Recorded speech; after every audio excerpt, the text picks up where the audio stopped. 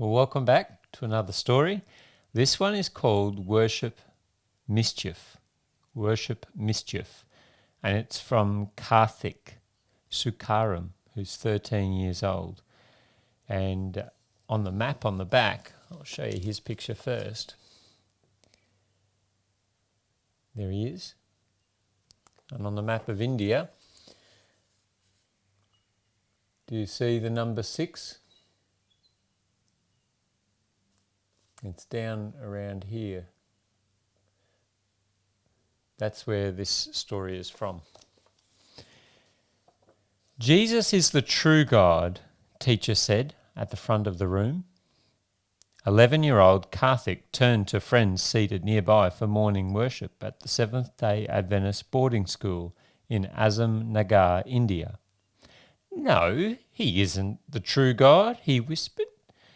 Our gods are the true gods. The other boys nodded silently, agreeing with him but not daring to speak out loud for fear of punishment. Anyone who interrupted worship would get no breakfast, and they wanted to eat delicious upma porridge. Teacher noticed that Karthik was whispering and she stopped speaking. What did you say, Karthik? She asked. The boy refused to answer. Teacher looked at the boys seated near him. What did Karthik say? She asked. After awkward silence, one boy spoke. Karthik doesn't agree that Jesus is the true God, he said. Teacher didn't say anything more and returned to the worship talk. But after worship finished, Karthik was not allowed to eat breakfast for interrupting worship. Even though he didn't like being punished, he continued to interrupt morning and evening worship.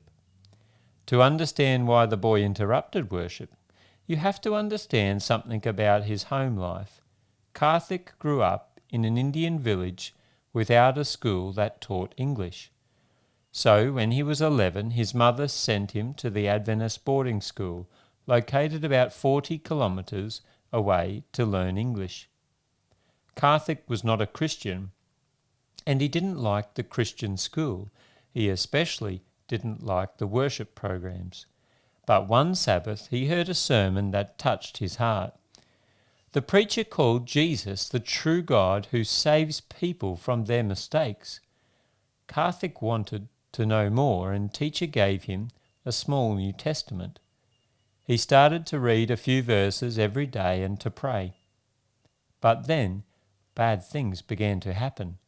Karthik slipped, broke his chin while playing outside. Then he had to go to hospital for a hernia operation. He wondered whether his family's stone gods were punishing him for praying to Jesus. At the end of the school year, he fell while jumping on a school wall, badly injuring both of his legs.